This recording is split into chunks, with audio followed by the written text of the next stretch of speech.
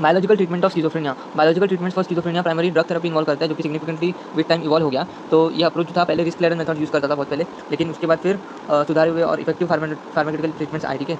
तो drug therapy में पहला अर्ली अप्रोचेस क्या क्या थे? Insulin coma therapy. इसमें वो लोग क्या करते थे, पेशेंट्स को कोमा में डाल देते थे, लार्ज इंजेक्शन के डोसेज देते थे इंसुलिन के, है ना। फिर ये सोचते थे कि ब्रेन रीसेट हो जाएगा, लेकिन इसमें सिग्निफिकेंट रिस्क थे। मतलब जैसे कि उनको सीवियर इलनेस हो सकता था, या तो वो मर भी सकते थे। फिर साइको सर्जरी क्या है, इसमें इसी दौरान में प्री फ्रंटल लोबोटॉमीज इंट्रोड्यूस किए गए थे, जो कि एक प्रोसीजर था जिसमें वो लोग मतलब ब्रेन के कुछ हिस्से को, प्री फ्रंटल कॉर्टेक्स के कुछ कनेक्शंस को काट डालते थे ब्रेन के, है ना। और इसके साइड इफेक्ट्स भी बहुत ज़्यादा गहरे थे, मतलब जैसे पर्सनैलिटी चेंजेस हो सकते थे, कॉग्निटिव इंपैयरमेंट हो सकते थे, है ना।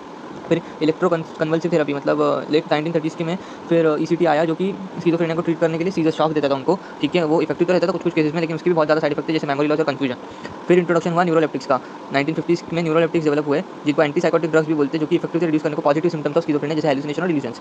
तो ये मेडिकेशंस क्या करते थे, डोपामाइन रिसेप्टर्स को ब्लॉक कर देते थे ब्रेन के अंदर, और जो कि ओवर एक्टिव होते हैं स्किज़ोफ्रेनिया में। तो साइड इफेक्ट्स क्या देखे गए इसके, कि ड्रग ने सिम्टम्स तो मैनेज किए, लेकिन इसके वजह से साइड इफेक्ट्स जैसे ग्रॉजीनेस एंड सेडेशन, है ना, नशे जैसा लगता था उनको एकदम। धीरे धीरे वो लोग रिएक्ट करते थे चीज़ों को, ऐसा ब्लड विजन से धुंधली आँखें थी, है ना, और मुंह सूख जाता था, और मोटर एक्टिविटीज भी वो लोग बराबर से फटाफट कर नहीं पाते थे। तो पेशेंट्स को ये साइड इफेक्ट्स बहुत इंटॉलरेबल थे, तो उनको कुछ बात बनी नहीं ट्रीटमेंट से। फिर सेकंड जनरेशन एंटीसाइकोटिक्स में क्या हुआ, क्लोज़ापाइन आया, जो कि नए मेडिसिन के एमर्ज हुए इफेक्टिव ट्रीटमेंट से। वो नेगेटिव साइड इफेक्ट्स को भी वो मतलब उसमें वो लोग नेगेटिव साइड इफेक्ट्स देते थे, है ना। ज़्यादा उसमें कुछ ऐसा साइड इफेक्ट्स है नहीं। तो this atypical antipsychotics work not only on dopamine but also target serotonin receptors. Serotonin receptors के ऊपर भी काम करते थे, सिर्फ डोपामाइन के ऊपर नहीं। तो ये ब्रॉडर अप्रोच था सिम्पटम मैनेजमेंट के लिए। क्लोज़ापाइन जो था वो ट्रीटमेंट रेजिस्टेंस स्किज़ोफ्रेनिया के लिए यूज़ किया जाता था, मतलब वो बहुत काम करता था, ठीक है।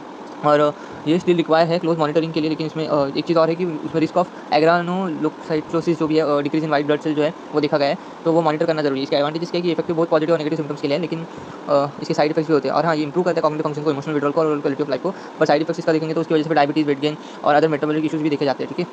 लेकिन ये बाकी चीज़ ओल्डर मेडिसिन से तो फिर कम ही साइड इफेक्ट्स है इसके, ठीक है। तो आपको ये सारे नोट जो माइनर फॉर्मेट में मिल जाएंगे, और मैं इधर इसलिए शॉर्ट्स में सारी क्लिक नहीं हो पा रहा है, मैंने उधर सेंड फोर्स वाली वीडियो के नीचे डिस्क्रिप्शन में दिया हुआ है, ठीक है। और आपको वीडियो अच्छी लगी, लाइक कीजिएगा, कमेंट कीजिएगा, शेयर कीजिएगा, सब्सक्राइब कीजिएगा। Thank you.